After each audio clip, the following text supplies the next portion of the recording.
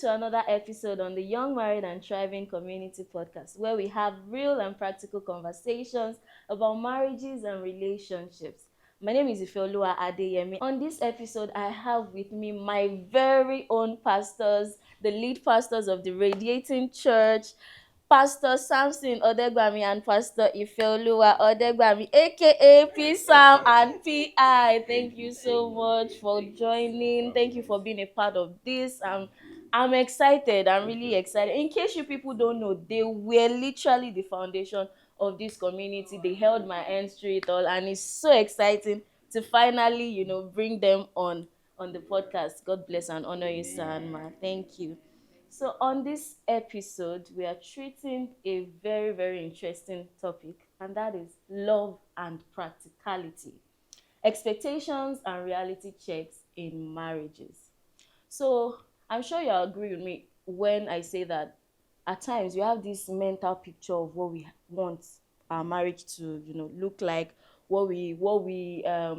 there's just this picture of marriage in our head before we actually enter the marriage. And by the time you now enter the marriage, there's always this war between what you've been expecting, what you've dreamt of, what you've you know been thinking in your head about marriage, and the actual reality. And it now turns out to be something like what I ordered versus what I got in some cases. And a lot of people struggle with it. In fact, some parts I also struggled with it myself. And I would like to ask, can you share with us some general misconceptions and expectations about marriage that you have seen to be false over time? There's always this misconception and expectations about marriage. Okay, so yeah. Ladies first. Okay, I am delighted to be here once again. Thank you for having us. And I would also like to say that YMT has been a blessing to myself and to hundreds of other people that I know, and I've also testified to the fact that YMT has been a blessing. So this is to say to you out there that if you're just finding out about YMT, please don't leave this community. Ensure that you join the community. Subscribe now. Don't leave the YouTube channel without subscribing, without maybe leaving a comment or something. Thank you so much for having us. So love and practicality, love and practicality. I believe that one of the misconceptions that I might have heard or know about marriage is that people believe that love or marriage is a bed of roses. They believe that everything in marriage just goes smoothly. They believe sometimes too that that butterfly that you have in your belly, butterflies in your belly. They just believe that butterfly keeps you keep having that feeling all forever in your marriage. But this is to debunk that myth. I can call it a myth, to let you know that the butterflies will not always be there. There will be seasons where you feel that butterfly, maybe in the early phase of your marriage. And sometimes for some people, the butterflies don't even last up to 1, 2, 3 months before they experience a rude awakening, a rude shock, that then just turns them the other way around, and they're like, God, what am I into, So this is to also say that beyond the butterflies, beyond the emotions that you feel, you must be sure that you are committed to this thing called marriage. So that brings me to another point. Commitment in marriage is very, very key. It's not just about the feeling. Yeah, feelings are beautiful, feelings are valid. I can have feelings for you today, have feelings for somebody else tomorrow, but commitment is what we're talking about here. Am I committed to this person? Am I determined to be with this person for the rest of their lives, and my life as well? Because they say marriage is that one thing that you get a certificate for even before you start. It shows that there's no going anywhere. I once heard a preacher once say that when you're in marriage and you experience or encounter some things that you're not very happy with, just picture yourself as a couple in a room that has no door. Picture yourself as a team that in a room without a door, and then fire starts.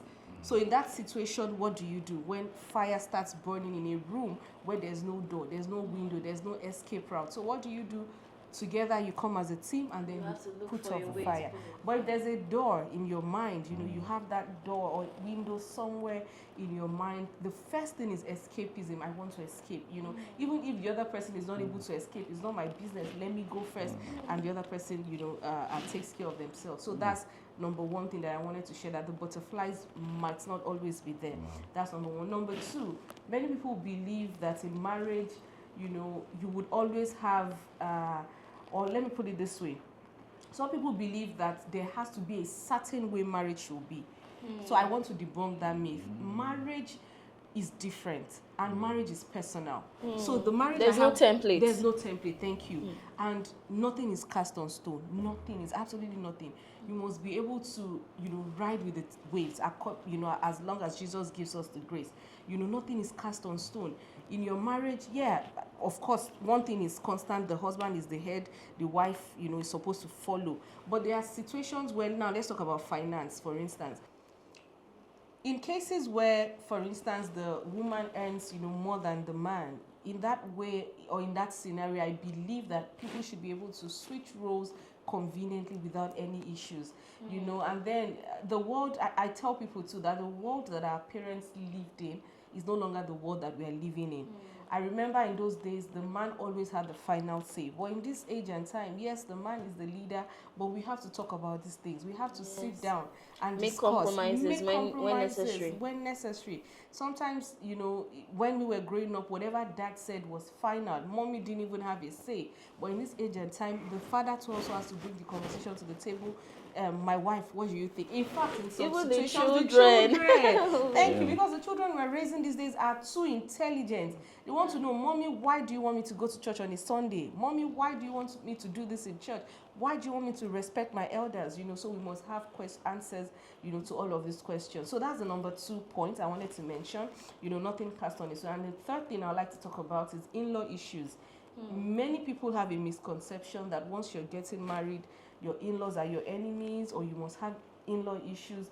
But to the glory of God, I don't say this, to mock people who have those issues. But I don't think I have in-law issues. Thank God my husband is here. You see, you too. My sister here too. At least I know about your marriage and your in-laws, and I know you have such a beautiful relationship with them. And it's same for myself and my husband. My husband loves my parents genuinely. I love his parents genuinely, even his siblings. You won't even know that we are in-laws actually when you see us relating, Many people, when they see me relating with my sister-in-law, they don't even know. They just, they just assume that we are all in church together, but we are actually family, because of the freedom that we have with each other, the love that we have with each other. And I think that also, boils down a lot to the man, depending on how maybe how the whole marriage thing started. So I think I'll just stop structure. I think I'll just stop it here for now, and then allow the man of God, the love of my life, Thank you. the sugar in my tea. I'll allow him speak. Thank you very much. Okay, I think she said quite a lot. So all that means that people have. Maybe you could go into specifics now. Maybe some. Okay. Yeah. So practical examples. Okay. That you can so remember. Another thing that people think, about is that thinking that, my partner is I have a perfect partner. Because I love him, so because I love her, she will never hurt me, he will never hurt me. And you have this mindset of going into the marriage with a very perfect person. You're expecting perfect behavior. So, and when you get to the marriage, you now realize that there are no perfect people. Because the part of them you saw while dating is about maybe just 10% of what there is to them. If I tell people sometimes people, you yourself, you've not even seen yourself in all the seasons of life. You've not seen yourself in all situations.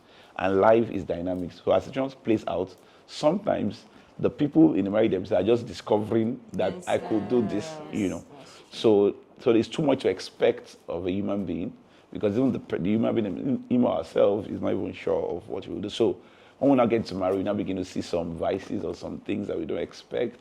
Because sometimes the courtship or dating could be like a stage drama where everybody put forth their best behavior. But once you get married, there's a sense of conquest, particularly for the man. So you need to understand the psychology of a man.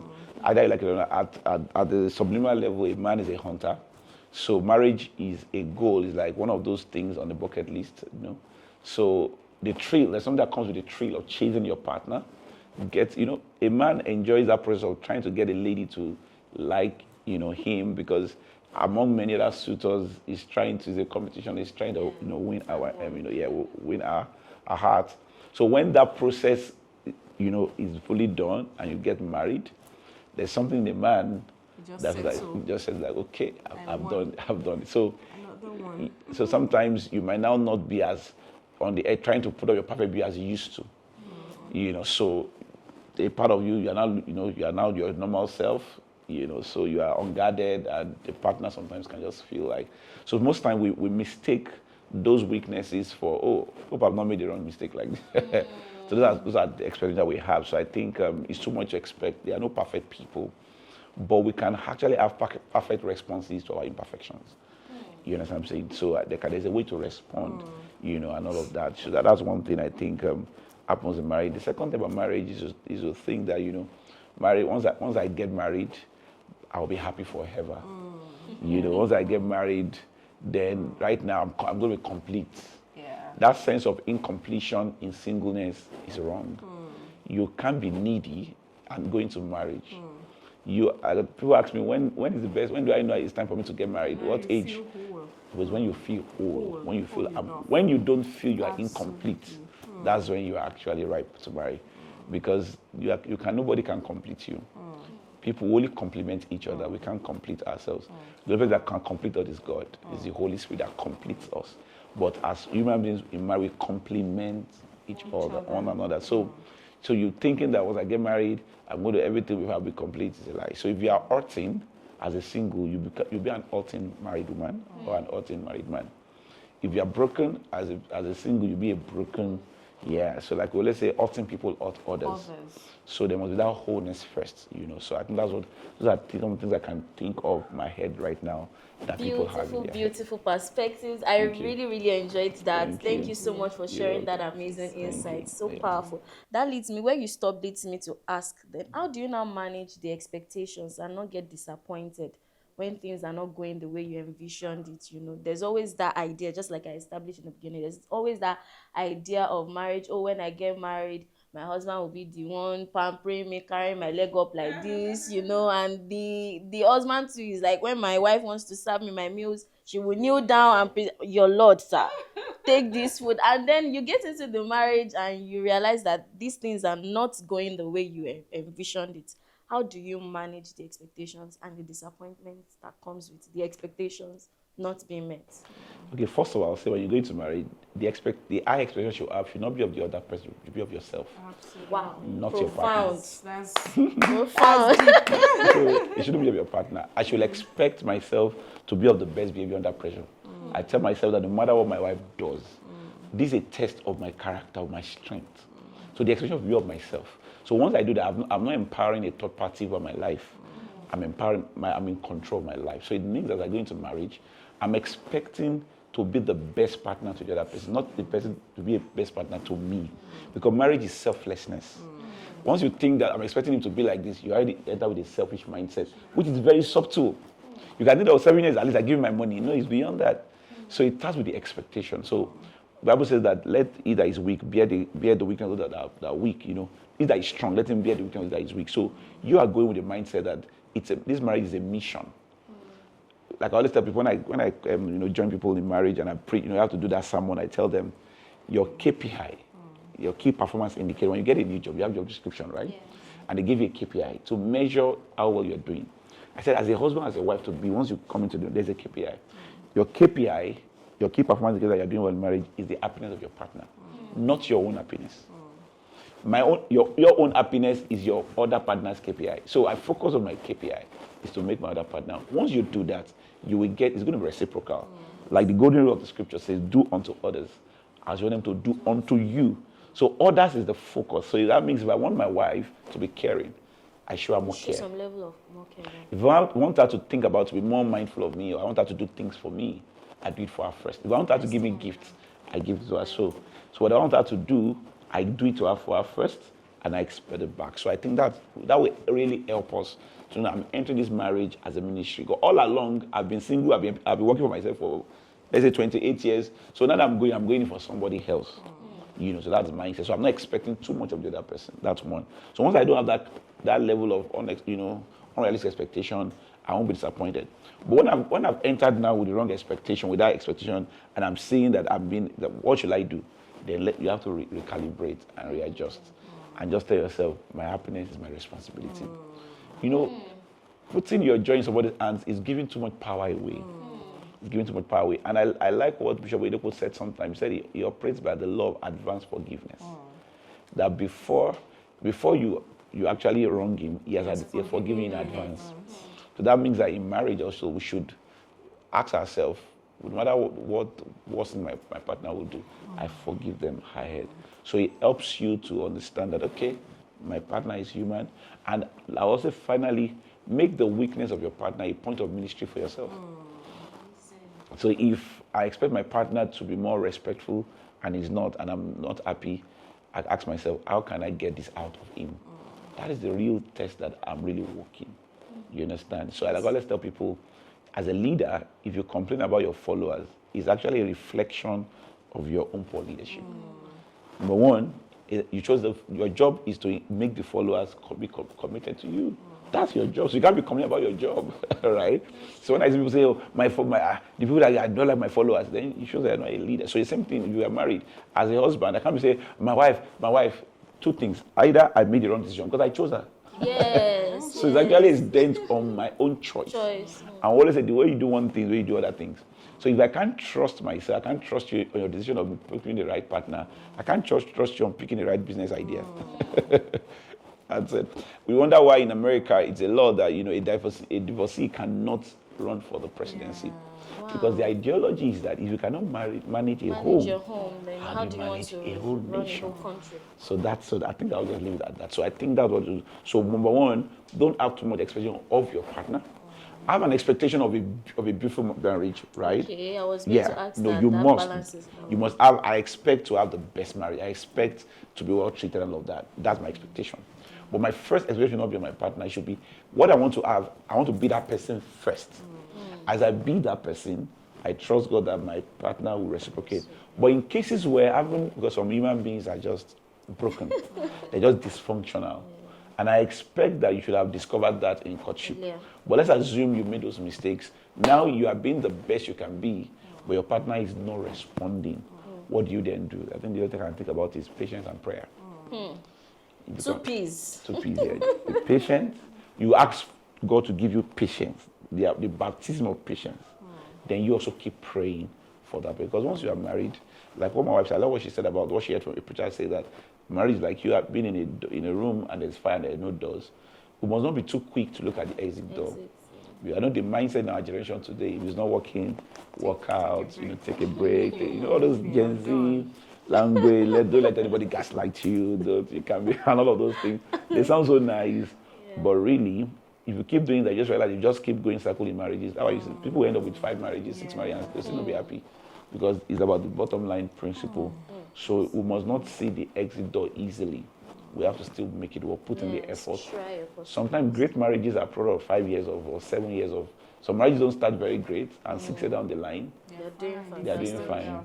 So some can start good, and 7 years down the line because things change. So I tell people, if you guys were calling yourself relentlessly buying gifts, you extreme love, that love is still there. Things are just weird. So we have to give it time and allow. Some people, it's the case of this world, it's challenges that happen. I've seen people get married and unexpected challenges happen, maybe married in finance, and it just breaks up.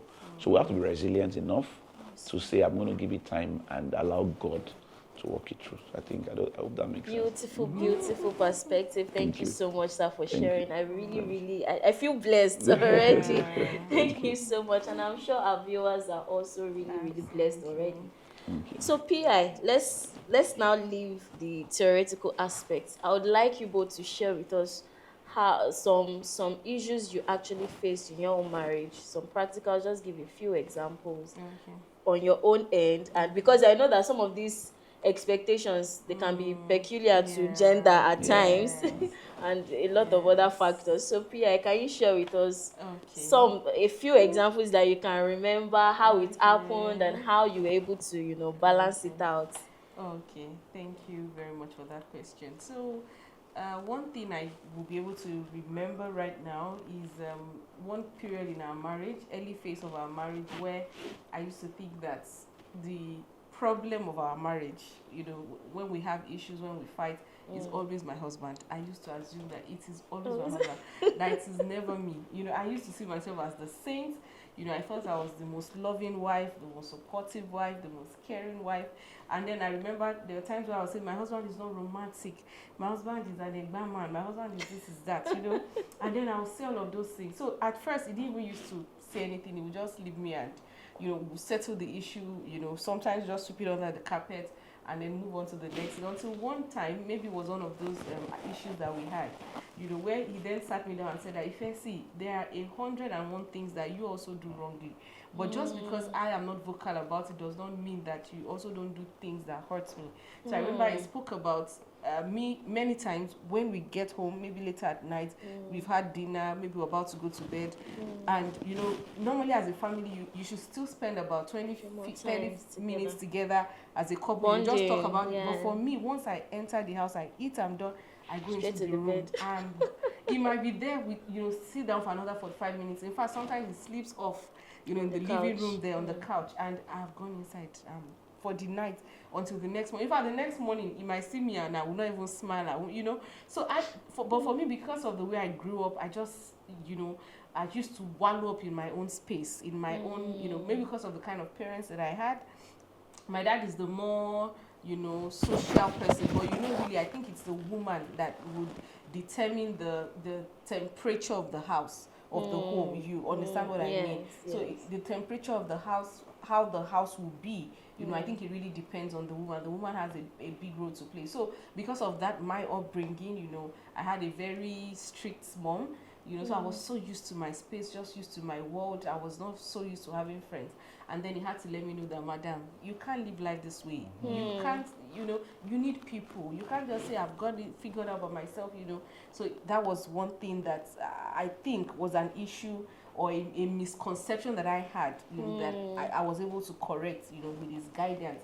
And then another thing, I used to also I used to believe in this independence as a woman. So I realized that independence as a woman is good when you're single, but when you are married, you can't be saying you are independent. How? You are married, for crying out loud. You have a support system. God has given you a gift, so you must be able to leverage on it. Exactly. You must be able to ask for help. If you need something, communicate, ask questions. Oh, babe, I need you to do this for me. And another misconception, maybe assuming that he knows, just believing that he knows what he should do for me, he knows what to do for, so those are some of the things that I struggled with. And like I said, all thanks to God and all thanks to him, he was able to highlight those issues to say, you're able to work on them. Exactly. When you need something, please talk, ask for it. Don't just assume that I know. Or maybe when you ask for something and it's not forthcoming at that moment, it doesn't mean you just shut the door, you don't talk about it again. It doesn't work that way. Learn to communicate, properly. And for us, I think that's one of the major issues that we've had. And over time, we are getting better. We are not there yet, but we are work in progress. So one thing I would like to say to the viewers out there, walk the talk. If you are complaining about your husband, you have expectations about your wife. Oh, my wife is this, my husband is that. You're always having something to nag about. Can you check inwardly? Can you assess yourself and say, this thing I'm complaining about, hope I'm also not guilty of it. I might be. So now I remember there was also a time where I bought him, it was maybe the first Valentine we had together as a couple, and I bought him some t-shirts. I remember vividly. He might not even remember. Some t-shirts. I went all the way to even wrap the shirt, with a, this normal nylons, this fancy. I wrapped it, put it on the table with a card, and I did a frame, a picture frame, I remember, and I gave it to him that day. So he accepted it, but I don't think I ever saw the shirts on him. So I now realized that I was loving him in a way that he didn't maybe that you were expecting to be loved. Yeah, So I was understand. loving him not in his own way. I was loving him in my own way.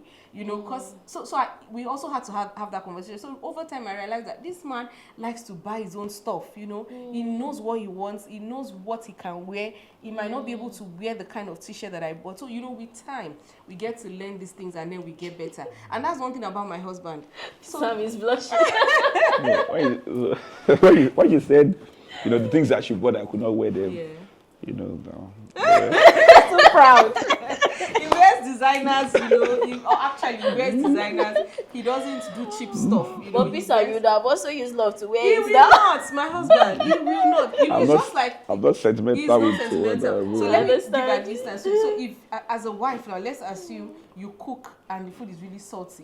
Some husbands will manage it. My husband will rather not eat that food. My husband does not know that one. That my wife cooked salty food today. Let's manage. It's either you cook it well or you cook let's bad, go just don't order bother. out. So that's one good thing again about him. I know we're a bit digressing from the top question you asked. No, it's still around it. within. Yes. Okay. So for some people, they believe that because now let me put it in this way: if I cook for him and I don't cook the food properly, and I give it to him and he doesn't eat it, he would prefer that I did not cook that food and I bought it for him, gave it to him, and he's satisfied. I don't know how to put it better. I understand. So the end goal is let's eat good food. Yeah. How the food arrives, he does not mind. But there are some men, they will say the wife has to be the one to cook it. So what I'm And just it's now a problem when she does not even know how to cook exactly know how properly. to Yeah. cook properly. So for me, I know how to cook. Yes, it's Do a I very know how good, to cook? very good example. But she doesn't have Balancing time. the expectation Yes, and your current exactly. reality. She does not know how to cook. You like to eat good food. Then the only other alternative is to Or order. we get Or help. she doesn't have you the know? time. Or she Yes, doesn't or the have time, the time. yeah. So you just find a way to balance. I think I should just add on that. I think one of the major issues is that people must not hold on to traditional beliefs. Yes. That's the problem. Because marriage, we are pros of programming. There is every chance that all your preferences and your experience in marriage is a result of your programming from when you were young, And from your your level of parents. exposure. And level of exposure, yeah. So you have to actually be very progressive in your thinking. Though you have to have seen new models. So while I was growing up along the line, I had some mentors. The model I saw, the picture I saw about them was what I grew up with.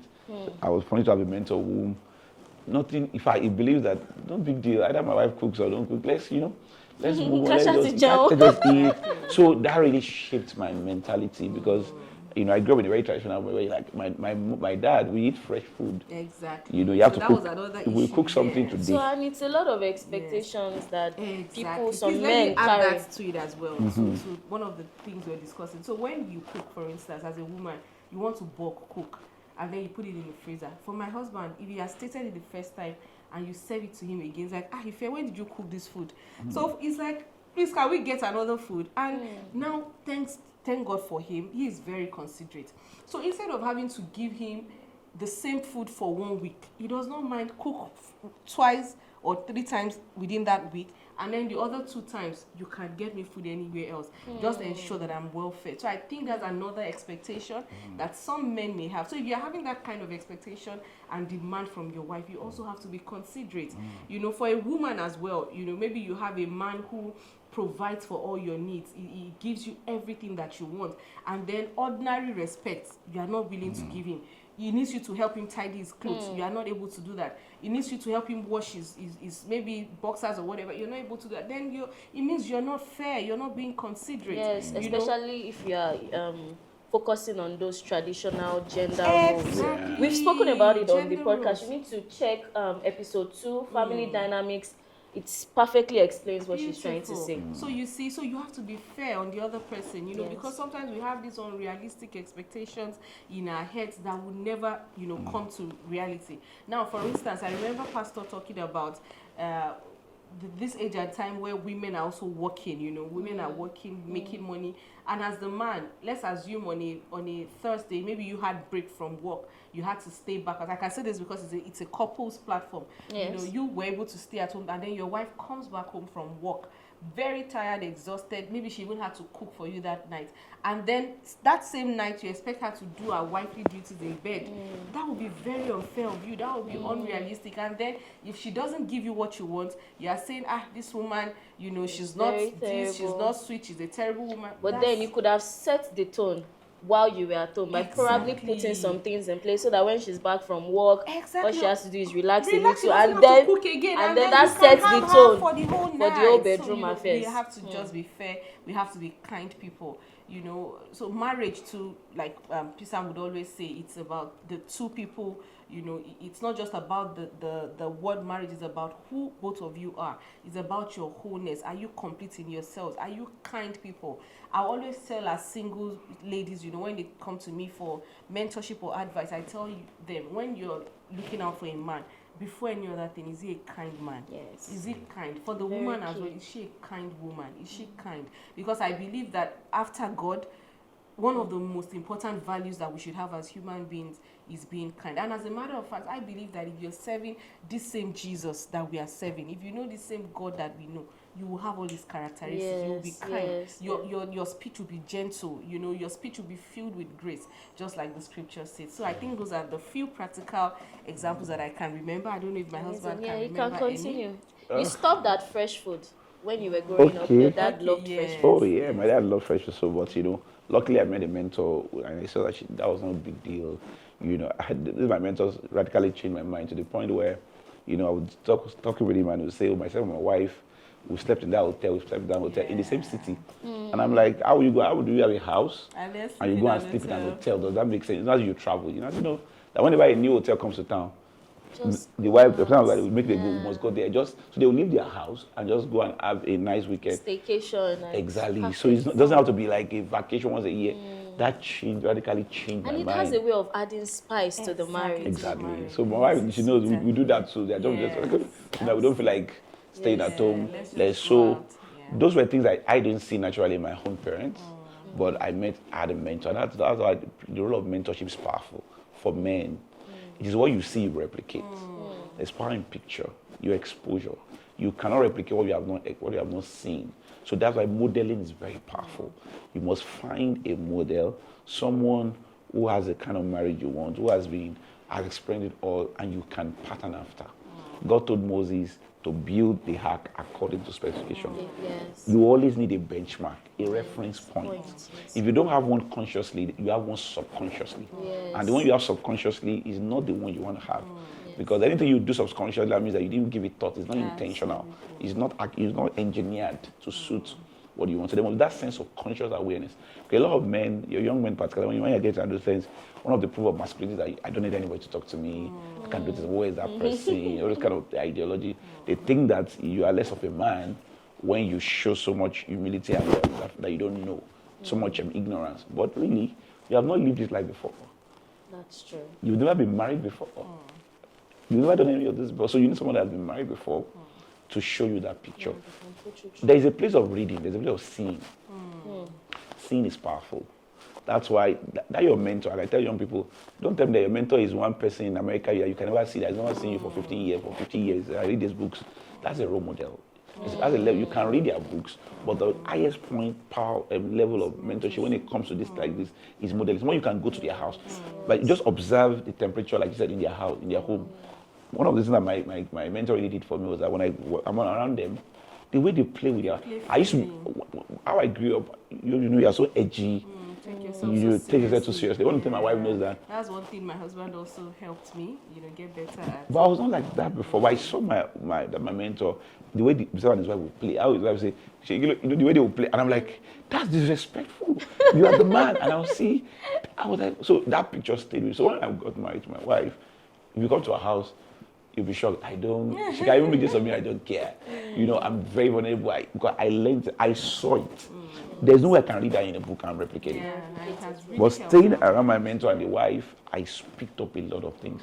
They're always gisting. When I'm in a car, we're gisting because the In moment fact, was tough. let me just add to that. Yesterday night it happened. I didn't know it was close to the house. He went to see somebody, you know, where he had an appointment. So he was coming home and we're talking all the way. I just heard the car. So I was like, you were coming home. Why didn't you just keep the gist till you get home? You know? But he was talking all the way It's until the culture you've actually cultivated. and then so we always want to gist each other about what is happening. So if something happens, I quickly call him, Peace out, can you imagine this, you know? And I think And we do a lot of gossip. Yes, and a lot of reels. Yeah. But I can't call gist between husband and wife as it's not gossip, it's case study. Yeah. Because something the just more have you to talk. communicate, the more you Yes, talk, the very more you know, important. the more happiness you have, the more you become almost indispensable to each other. Yes. Because you can be living together and you are both apart. Yeah. It happens. You can be living together and not be present. Yes, there can be degrees of separation between you. Absolutely. So you have to be present. So what makes you, very, when people say indispensable to each other is how you are fond of each other, which actually comes from that constant communication. Yes. Communicate your fears, communicate your wins, communicate. My wife knows, when I wake up, we always talk. I can tell her, if I even preach a message in church sometimes, I share the idea. What do you think about this? So, communications about my husband is a huge communicator, huge, and that's one point I was going to share, if I had the privilege. So one thing I want to advise every couple out there, please learn to communicate. Powerful. Learn to communicate. Tell your partner how you want to be loved. Let them know how you feel. Let them know what your emotions are. For if you might be raising children, maybe you are pregnant or something and you don't feel the way you used to feel, please let them know. Let them walk this journey with you.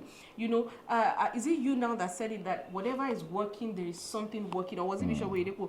That whatever is working, there is always something powering it. Great marriages don't just happen. Yes. I heard one of our brothers, Brother Kiade in church, he said it at one naming ceremony that we went to. He said, if you have a bare land, what is most likely to grow on the bare land? Is it apple or weed? Weed, automatically, because nobody is working it, it's just free. Nobody's tilling the soil. But if you want apple to grow, you have to be intentional, you have to cultivate, pick the seed. It's a long, tedious process, and that is exactly what marriage is. Yeah.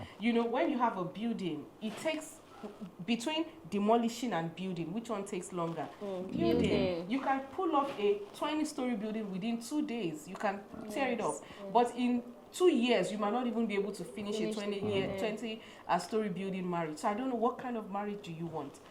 I was discussing with you just before now, what are you building? What is the goal? In 20, 30, 40 years from now, I want people to be able to see my marriage and say, oh, I want my marriage to be like the Odegbamis. I admire these people. I want them to be my role model. I want my children to be able to say, I want to have your kind of marriage. Yes. Do you know that in our generation, many of us never pray to have the kind of marriages that our parents had? It shouldn't be. Parents should be the first God, God, small letter, of their children. Your children should want to be like you, isn't it? But unfortunately, we don't want to have the kind of marriages that our parents had, maybe because they did something wrongly. And we have to change that narrative. We have to change that narrative. Your children should be able to desire and say, I want to have the kind of marriage that mommy and daddy has. And that is my goal. So I don't know what your goal is, for the person watching us right now. So communication is very important. Talk to your partner. Let them know how you want them to love you. Let them know how you want them to care. All the expectations, that and you then come to a compromise. How you can balance it, reality checks and all. Sacrifice for each other. And that's just one thing I wanted to talk about. Powerful. Thank you so much for sharing. I feel, I don't know, I'm enjoying this conversation. I'm really enjoying it. So Pisam is here to give his own examples of some of the things you struggled with, some of the expectations you had. Okay, some of the expectations I struggled with. Okay, I think first of all, one thing I struggled with is that I expected her to know that I'm working for the best interest of the two of us. So I struggled with that, not knowing that she wasn't seeing that way. So that was a very big shock for me, because I said, can't you see? But unfortunately, so that was a big shock for me. I had to now say, okay, that was that maybe now led me to this issue of communicate. Okay, I have to communicate. I must not assume that. Then number two, another major problem I had, like she said, is my wife's, because she had some behavioral, some responses or coping mechanisms, which were, which I was shocked about. But because I'm also a pastor, I'm someone that train people, that teach and all of that, I like to know the root cause of things. I don't have to look at the symptoms, because if you don't deal with it, there's something, you have to trace it. So I sat down to say, okay, if she was someone that came from focus, what I wanted to do. So I looked at it and I discovered, oh, it's not her. I traced it down, okay, it's our upbringing, it's also the kind of parents she had. Like I said, her mom was very strict. You know, women to women rivalry, she's the first one. I'm also, because I think she had learned to just withdraw. That's her own coping mechanism. Any major problem, She withdraws from, she Flight. doesn't. It's called the flight. Yeah, she just flies off. So that was, I never knew, I know why marriage is very powerful. When you are dating, there are a lot of subliminal, thoughts, a program of your partner you don't know. Yes. That are going to come out until when. Number two, I also realized that my wife did not really have friends when she was single. I can't say this is a clique of friends. So she was just this one loner kind of person. I would do my things myself. Lone ranger. I did also pay attention to that when we were dating. When we're now married, and I realized that she took all of that, against me. She was just reacting, but I was at the receiving end of those things. So, but I had to now take time to understand that she's not being intentional. It's just a kind of person. That now made me, get, be more patient with her. I had to not even let her point our own awareness to the programming running, because she didn't see it. I said, okay, this is what. So also then, because of that independence mindset, she also had this mindset of trying to build her own thing by herself. So there was this part of even though we are married, but for you, subconsciously, she's trying to build her own thing. So I could not see that sense of, she didn't know it's a sub tool, but it's also part of that program. Because I think because of that upbringing, the way she does that, okay, I'll do my things myself. So that part of her was very strong. So I saw that was, there are a lot of challenges for me because, so I had to bring her awareness to it. It took time, she saw it, then she now changed it totally. So right now, all of those is gone. So because I depended on myself, so she's also very paranoid by virtue of her temperament, because she's a blend of, she's more of an introvert than she has an extrovert part of herself. She's the temperament thing, she's a phlegmatic. Plus maybe it's a choleric, but majorly she's a phlegmatic person. That's why knowledge is powerful. Yeah.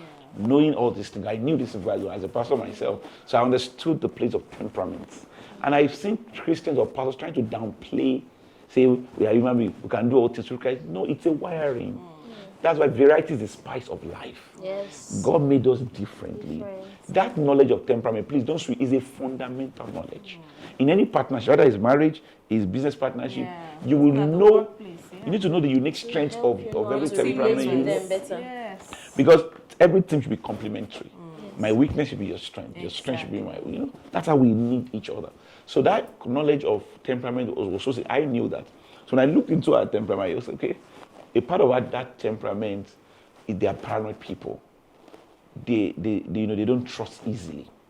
They're always thinking everybody wants to do them, which is also an asset. That's why they are the best people that can work as. There was a specific example. So for example, if you do so, if somebody comes to do something for us, my wife doesn't believe that a private example, we live in a gated estate that is heavily secured. Our house is not close to the gate. We are not the first house on the gate. Our house is at least a little bit in. We now have our own gate. We have 2 powerful dogs. So when I go to sleep, I don't think the door should be locked. I don't think it's a big deal because it's a secured estate. My wife will lock the door. We come and lock the door. Now, not just that. When we are going out, so I used to say, okay, once we lock the door, let's put a key in a central place where my wife will lock the door and take the key with her. She doesn't believe she'll put the key there. She says somebody can come and pick the key. I'm like, so when she now takes the key, maybe I now get home before her. I will not get home, no key. I'll be calling. Where are you? Well, I will not be punished. And I'm like, can't you just put this key here? Who is coming to, So I now realize that it doesn't come to her easily. She's not easily trusting. She's second guessing. She's paranoid. So understanding that, at first I was frustrated with that. So to the point where, initially, because of our we have our separate rooms in terms of this, where my own things are, where our own things are. but we live in the same room together. But Okay. our own things are somewhere. I think that can also be spoken on. It's part of the, because I think Yeah. one of the unrealistic expectations, or All maybe your not things must be unrealistic in now. the same room. You must stay in I the know. same Our room. own, my husband's suit alone, so that it doesn't look like I'm the only one. My husband has how many suits I can't even count. His shoes alone. Well, So there's no way we can do it. So before I come to that, what I wanted to say about that was that, so she would now, I don't believe that it's our house. I don't lock she will lock her own door. Still keep the key. Because she just thinks, she thinks that somebody can enter the room. You know that kind For me, it doesn't work that way, No, I because get- we have help in the house. And you don't want I them don't believe we entering. should just sleep. I have jewelry, I have stuff. So I don't believe. So tomorrow, Even if somebody the comes question to is, fix, have they ever robbed you before? No. But let's come back to that. That's just an example. It has to do, so if, for example, if somebody does things for us, let's say somebody wants to do things for you at home, if they give a quotation, I think that one is everyone, general to women. Fantastic. I will never accept the She first will, quotation. she would negotiate One person. fake that one Okay. me. God bless you. Everybody wants to give you back. Price it. And I'll be like, babe, this person is volunteer to help you. Why can't you just believe? Love believes all things. Yeah. So that part, like, it's a woman thing. And now, even now, was with someone that has that kind of temperament. So it took me time to understand that. To now understand that she's not doing it intentionally. But also, that weakness is also a strength. Because people have got, she has also saved me. I remember one time went to shopping mall. When we buy things, when you buy things in a shopping mall, everything's automated. They impute your goods. There's automatic price. So I believe that this is computerized. So when they give you your inventory slip or your payment slip, and it's very long. I'm laughing How will I because be I'm checking? guilty. I'm guilty, especially when you buy food. Yeah. I mean, they'll just add what you Add did not even everything. buy, and they- if you don't check, So if they give me that slip, for me, I would rather prefer to rapture than to stand there And check. and be checking one after the other. But So I will my wife will say, no, let's check. And I'll be like, babe, don't know embarrass. embarrassment. Can you just leave it? I feel it's embarrassing to the lady. embarrass It's already bad that somebody is behind the counter, that's their life job. I think that. We are not even thinking that. check I'm like, it. listen, it's computerized. I never imagined until one day she said no. She will now not just take the slip, she will be now open the nylon, try to correlate what was bought and the what is price. hilarious. That's why I find it scary to follow her. But there was a day she said we should check. But then she checked through, she now realized that the lady had done some, maybe about 10K or whatever. I was shocked. Yeah, that's happened not on one occasion. I'm like, okay, after all, there's something to this. And I think that's why there's a strength in every weakness. People like that, who that do, risk assessment in bank organization. They are the ones that do, compliance checks, because they will not just believe you. They're not just believing, they will check. They're not looking for something that will go wrong. And you need to have people like that on your team, not just even in marriage, even in business. Yes. So while you are the optimistic person, the sanguine, we can do it, everybody's good, they will bring you back to reality. There's a So part that's where one thing. I'm not a blunt. pessimist, but I tend to see the negative side of everything. So what's the pessimist then? No, because I've learned to balance it. Okay, no, I've learned to balance it. So you are I've a learned to balance it. repentant But when I pessimist. see something or there's a scenario, I think of the worst case scenario. But my Yes, husband it can be he helpful. always sees the positive. So for instance, if my husband calls you, I always use that example. If my husband calls you and you don't pick my husband's call, he assumes that you were in the bathroom, you were doing something. But for me, I can think you saw my call and you ignored it, So to that, that's I another have also different- learned a relationship, make excuses for people. people, That's yeah. really where you'll not be hurt and you will not be disappointed about expectation. So I instantly would just make excuses. We should do And that's this, one this, amazing that. thing about you. You Would know, always you make know. So I'm excuses not for quick to. So you know, people don't offend him easily. He doesn't get no, you offended cannot. easily, yeah. So part of it also is that because I know we're all human beings, so I would have envisaged what you can do. So when you do it, I'm not surprised, I'm not shocked, and I'm very quick to forgive you and to correct you because I believe you're also learning about yourself. You can be 45 and you've not learned 20% of yourself. Yeah. You still don't know yourself. And somebody can be 32 and they have wiser. serious They have it all figured self-awareness. out. So I've seen that happen. So when I see people, I'm like, okay, it's an opportunity for me to teach you and to correct you and all of that. So those are the things that were at first issues for me. Yeah. But like I said, Getting better. and that's why I also talk to men too. Men must be knowledgeable. Yeah. if I didn't have the knowledge I had about him, about all these things about my wife, Should have I wouldn't have greatly been able to. I affected know. your I'd say it marriage. everywhere too. That those were the things that saved our marriage actually. Because at some point I was extremely overwhelmed, and because of my personality, I get tired and overwhelmed about issues like this too easily. She didn't So I even was know. tired. She had not come to that There point was of no awareness about self-awareness. herself. Exactly. So it was me like, and that's what marriage is. Marriage is actually a point where we all see ourselves. It's a It's a learning school, ground. yeah. It's a school. Don't think you've known yourself. How do you have not lived with somebody else before, you only lived with yourself. So don't even know how you react when somebody else is there. So let's both know that it's a learning curve. Yes. We are all learning, and as we learn, we are writing the rules of our marriage. It's like an open, a clean canvas.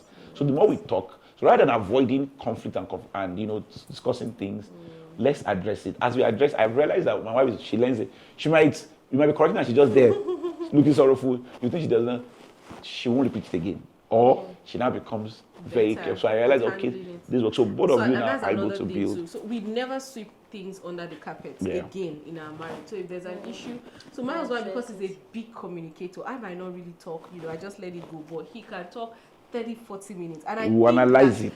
the most critical points of our marriage have been those conversations that we Yeah. have. 40 minutes, at length. He's the one doing most of the talking. I'm doing the listening and a bit of, oh really, just adding a bit Yeah, also of. because I'm a Yeah, tip he's a trainer and a communicator, consultant yes. also, there's something I learned. So- One big lesson you learn in So community he was talks lessons about- learned. Yes. I don't like, I'm sorry, it's No, he too doesn't take that. simple. He It's, would no. analyze it, take it one thing. How did it start? How did What it Yeah, led us if you just to say this I'm point? sorry and you Yes. don't analyze the situation, you you're will still bound to repeat repeat the it. same mistake. So I want to go, what is the lesson learned? Why did you do this? Understand your triggers, understand what you have learned, so that next time, so you are more aware, you are Aware, harmed. yes. So when you see a sign of that thing coming, you can quickly You can say, attack, because things are pretty and good. what you said about not knowing each other, not knowing one's person fully is also applicable to me. I remember when my sister came to stay with us, so I didn't know I was an edgy person because maybe because I've not had somebody stay in my space. So I thought I was very sweet, I was lovely, but I realized that if she enters the bathroom, spills water, you just hear me screaming, Vivi, why did you do this? I had to point and say, you see, I Till said, now, my husband still makes jest of me, and then sees it. So when my sister calls, say, Fi, you are here again, So I will scream. I say, why did you spill water on the and floor? she believes that she doesn't scream. She used to believe that I used to believe that I until don't scream. I used to think my mom was a screamer, and this is me almost repeating that Replicating script, the same thing. almost replicating. So thank God he brought me to that consciousness, and then we're able to. So for him as well, Amazing. there were some scripts that his dad played, so that I had to talk to him and say, Uncle, you're the firstborn of your family, and you had sisters who would do everything for you, but I'm not your younger sister. I am your wife. So there are some ways you talk to your sisters. You Yeah, can't I talk to me understand. that you understand. You can't Yeah. talk to me that way. I'm your partner. You have to communicate better. And I think Yes. those are. So one of the things so it's that a lot of learning together. Once somebody assumes a position of, oh, I know it all, that marriage will not work. That marriage, yes. That yes, marriage I've will not seen work. cases like that. I've really seen it When play there's an out. adamant partner, Yes. that's why I say people, marriage it's work, but it can be easier if the two people, are malleable, they are Yes, are teachable, open to learning. and they're growing, and like you said the other time, which is very important, the fruit of the spirit. Oh, it must be in you, kindness, love, patience, Perseverance, joy. long-suffering. And that's Oh. one thing too. It seems there's always a thing. Sorry about that. Just when he spoke about the fruit of spirit, joy. There's joy in our home, and thanks to my husband. Yay! Oh, glory to God. Thank The you to joy my of the man. Holy Spirit. Yeah, thank you to my man. To my man. Yeah. Big thanks to God. Thanks to him. Thanks to God for mentorship. There's joy in our home. Every time you come to our home, there's just this joy. Unexplainable joy. Even when people come to our space, you just find out we are just laughing, having a great time. And because we have learned to not make a big deal of issues, we have learned to take life not too seriously. And that's another word from my husband as well. Don't take life too seriously. Don't take yourself too seriously. When things happen and they are beyond your control, just put it on Jesus. Yeah. Just leave it all to Jesus. Yeah, that's a very golden principle, that Yes. focus on what you can On control. what you can control. What is out of You your can't control, just leave let it. it go. That's joy. Because it's That's the key to beyond you, happiness so and to joy. enjoy life. Yeah. And part of enjoying life as well, I tell people it's not about money. There are times when my husband drives me to ICM in Lagos. We buy parfait of maybe 2535, maybe shop buy little things from ShopRite, and we are coming back to Abeokuta. But guess what? We enjoyed that had trip a even great more time. than somebody that went to the Maldives or somebody that went to Dubai. You know, just that And road at trip. other time, I went to buy you iPhone 16. My I went to love, buy- must you say balance that? it. Let them be balanced. No, yeah, this man is just a Must man. you say that? You got to get but everything No, was now, balanced okay, so together. he's bought me iPhone 16. So- He's bought me Okay. fancy Not sneakers. just parfait. He bought me fancy perfumes, So I think designer perfumes what as well. the people also that you Yeah. must know how to abandon, how to abuse. Yes. You must Enjoy be, the little moments. yeah, you too. must be joyful couples for all seasons. Yeah. So when you don't have, look at the good side of life. And when you now have, let your partner know that you appreciate them, then, splurge on them. Don't hold back. So it has to be that bad. Some people, they will expect you to be patient, to understand with them, suffer with them, while they are Forever and suffering. ever. But when they are now have that break, you now see the sting. They are still not also ready. The same way that you told the person to suffer with you, be quick to also express. I think that's where that balance. And when your partner knows your heart, because life is in seasons. So if you now have, and anything happens again, they will remember that when you had this, that when you are going to have again, so they are able to follow, go with you both the valleys and the mountains and the. So let people know. And also, I think another thing is openness and transparency. Oh, when you have money, let your spouse know. When you don't have, let them know. And, if you don't And have, don't let package your spouse. I've seen people that Yes. package their spouse. Their spouses are trying to make their spouse believe they are what they are More not. than what Or they you are. try to manage situation. If it's bad, let them know it's bad. Yes. You might, for a man, you might find the right time to let a woman know, or you might have to release it incrementally. But let your wife always know the situation. Let them know the condition of your business. If you are in debt, if you have liabilities, if things are not going good, let them know, because that's what happens. A man, you're not communicating the bad time of your business, the bad run to your wife. She's not bringing bills. You're not like, you don't even understand. You don't understand. You are a And very then bad she wife. begins to react. You didn't to let. She and say, this doesn't man is know. not kind. So let them know what you have nothing to package. You are naked and not ashamed. And when things are good, because there's also this mindset. If a woman knows that things are good, she'll begin to build you. She'll have no. Not a woman that wants to build life with Exactly. So let them know. So it helps you to, they all know how to react with you, alongside with you, and how to respond. So I think it's just about some of this. It's a lot about knowledge. you. Yeah. And I have a button for the men, you have to be properly mentored. There must be a model that you see. Modeling is just so powerful. That was how Jacob was able to get the animals to become spotted. He passed them through, those tribes. But that's the power of modeling. They replicated the spots, what they saw. Reading is good, but you need to see. There are some things that cannot just be learned. You have to see them. You have to see. And for me, I think that's discipleship. People think discipleship is having multiple Bible study programs. No. It's being able to watch someone live their life before you. The disciples of Jesus, nobody he had 70, but we don't know them. But we knew the 312 because they live with Jesus every day. You see his response. There are things that you just observe, the nuances, the mannerisms. Similar. Calmness under pressure, even the dress. So there's a lot you learn by just seeing. So what are you seeing? Modeling is powerful. That is highest level of discipleship. Being able to see somebody live their life before you, unscripted, not trying to fake for the camera. Yes. In a world where there's so much filters but no fulfillment, So you need someone that can give you an unfiltered access to their life. You see it. Like I told someone when I was growing up in school, I said, if they ask me, if someone like I adopted out, I respect Bishop Oyedepo a lot. It also shaped a lot of my thinking. And I used to say that so if they ask me, I'm Bishop, I just met Bishop, and he says, ask me for one thing, I'm a billionaire. What do you want me to give you? The one thing you ask me to give.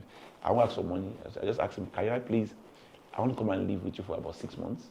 Live your life before, as in, don't script it. Give me access to your life from when you wake up till when you go to bed. Because I can observe his habits and I go to replicate them. I'll create my own unique result that God has given to me, because the secret of great men are in their daily routines. If I see how he responds to you, if I see how he walks, now where I'm only sleeping, I understand, this is a work pattern. One of the best privileges in your life is to find a mentor that you're able to work with, that can live their life before you. You see the greatness in them, you're able to internalize it, you imbibe it, it becomes your own system. And success leaves clues. And success is replicable. Once you find the clues, you can always replicate that success over and over again. Brilliant, Please, can I say brilliant something before we perspective. wrap up this? Yes. So taking us back to when he was saying you have to learn to abound and to abase. So in our house recently, there's a scenario that I would just like to bring in about our generator issue. So for the past maybe 3 days, our power went, faulty, and then the generator went bad. We've not been having constant Solar. power supply. Our solar too, somehow it also just packed up. And then my husband is somebody who cannot sleep without generator. Every night, blessed night, if the solar is not on, the generator has to be on because he can't deal with heat and all of that. So for the past 3 days, the generator too got faulty, and we had to literally sleep in darkness. So there was a day I just woke up and said, my husband, I'm going to sleep in an hotel. I'm leaving you here, I'm going.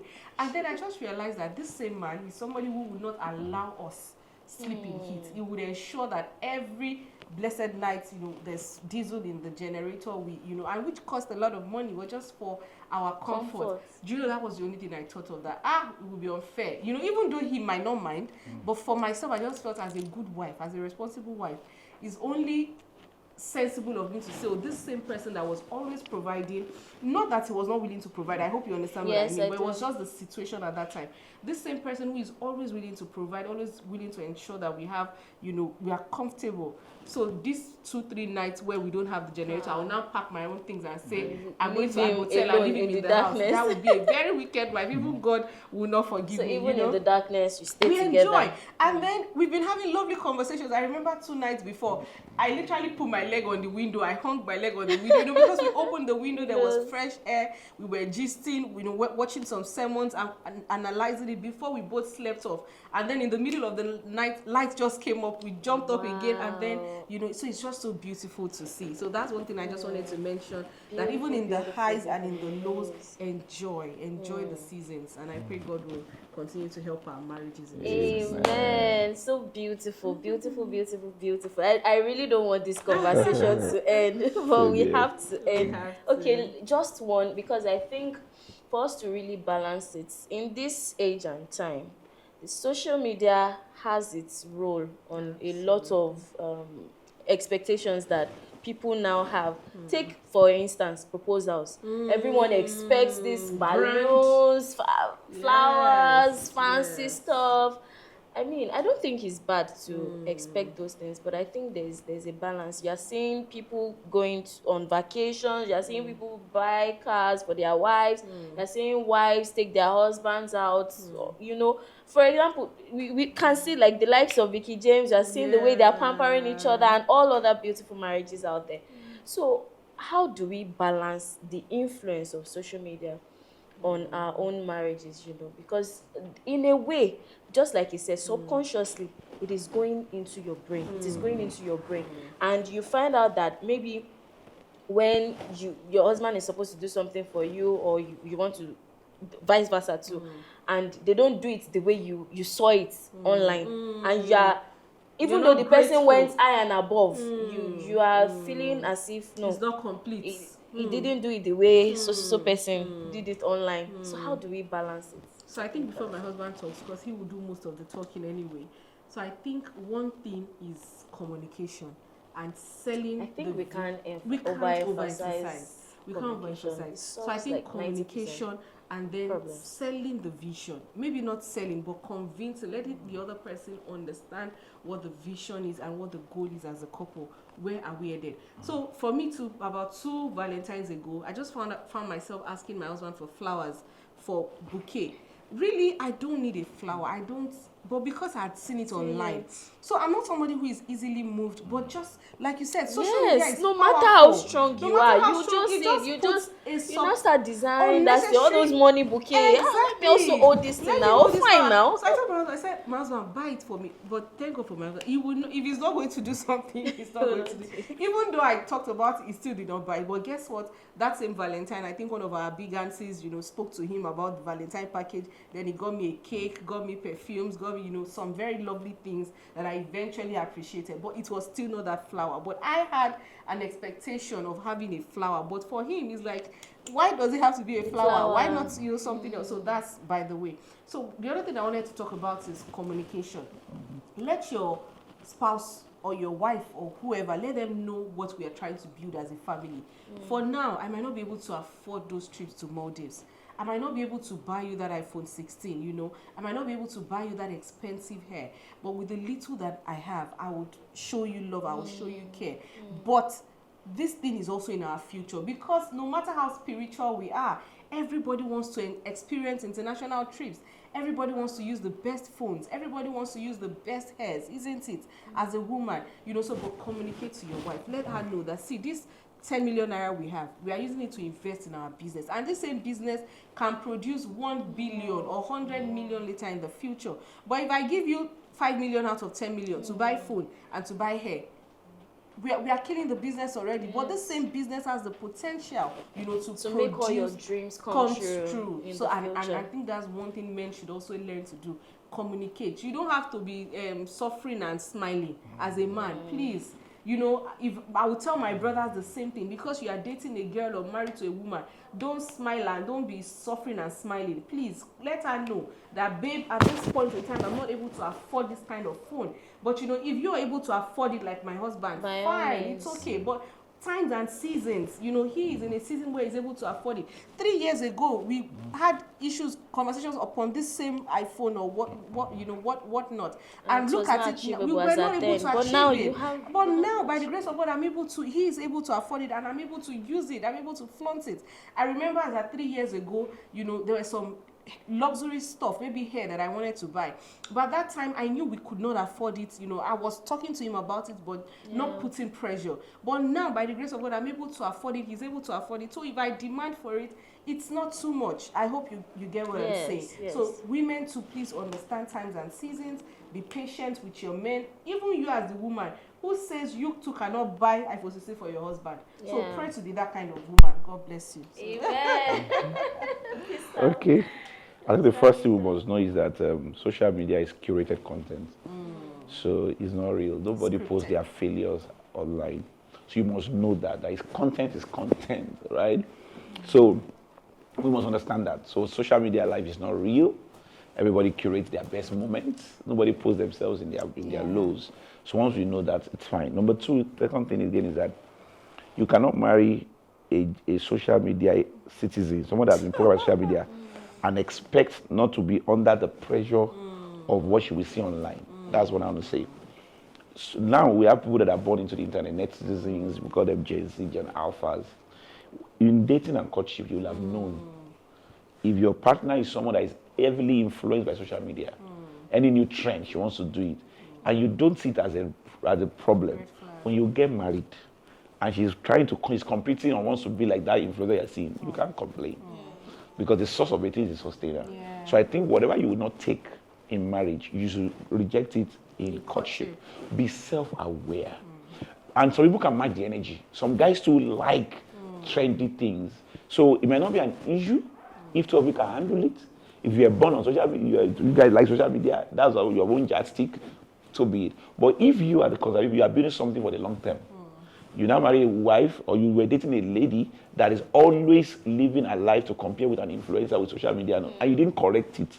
You now got married, you can't change her there. So that mismatch should not happen.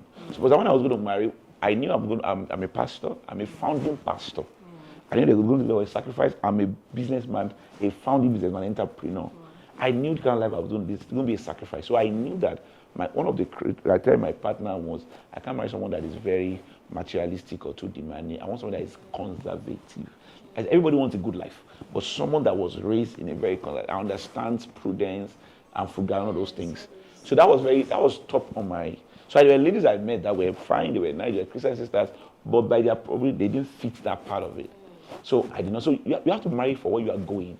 Marriage is intentionality. Marry for where you are going. Is a partner that will complement you. So I waited. When I met her, I was started knowing ourselves. I was looking out for that, and I saw in her history. She's raised by the parents are Methodist pastors and priests. They've learned.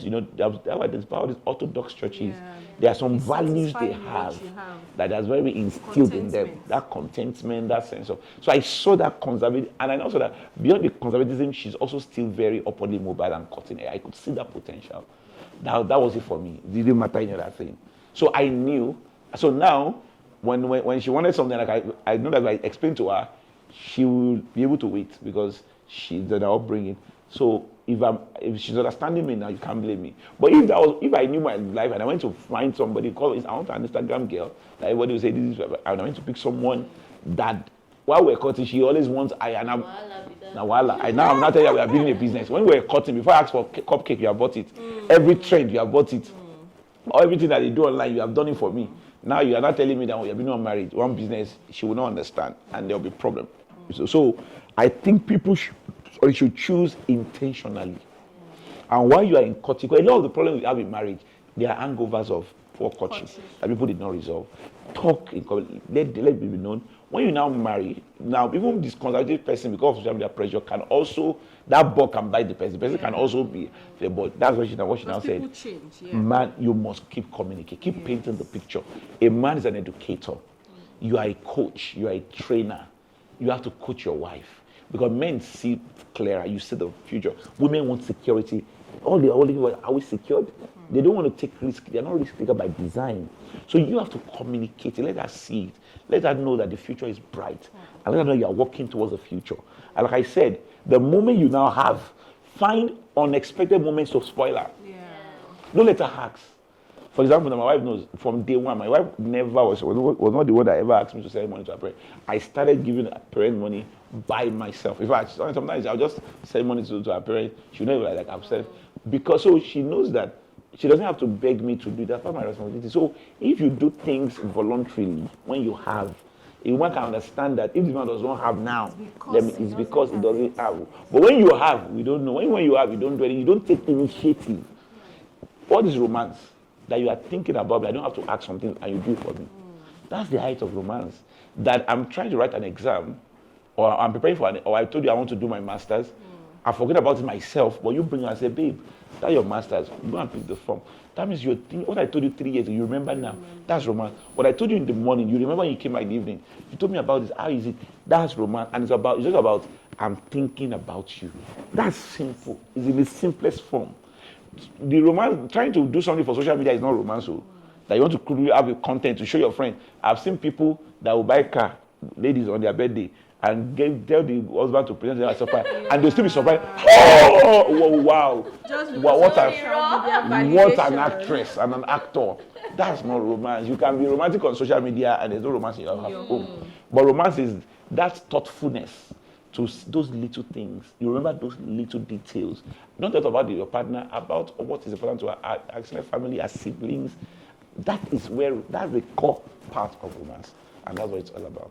Beautiful conversation. Thank you so much, P. Sam and P. Thank you for having us. Viewers are blessed. I feel so blessed, and you've also reestablished some things I already know. Beautiful perspective. Thank you very so much for being a part of Thank you for having us. I must say that we thoroughly enjoyed that. So this is one of the best podcasts I've ever enjoyed. Thank you for being an awesome and a fantastic host and convener. We really appreciate it. Thank you. I'll say a big thank you to all the team, also the people behind. You will not see them, but it takes a community to raise a child. We celebrate you guys. Thank you very much. And to amazing husband, Mr. Femi. Yes, so we want to also celebrate you. My biggest support. Exactly. We love him. God bless you. Him too. And to you, the audience, the subscribers who have listened, also thank you for your time. Thank you for subscribing. We believe you would have. Yes, you must subscribe. In fact, please click the share button now. Share to as many friends as possible. Share to your siblings. Share to everyone, because these are the conversations to have if you want a solid marriage. So until the next episode, see you right. Bye.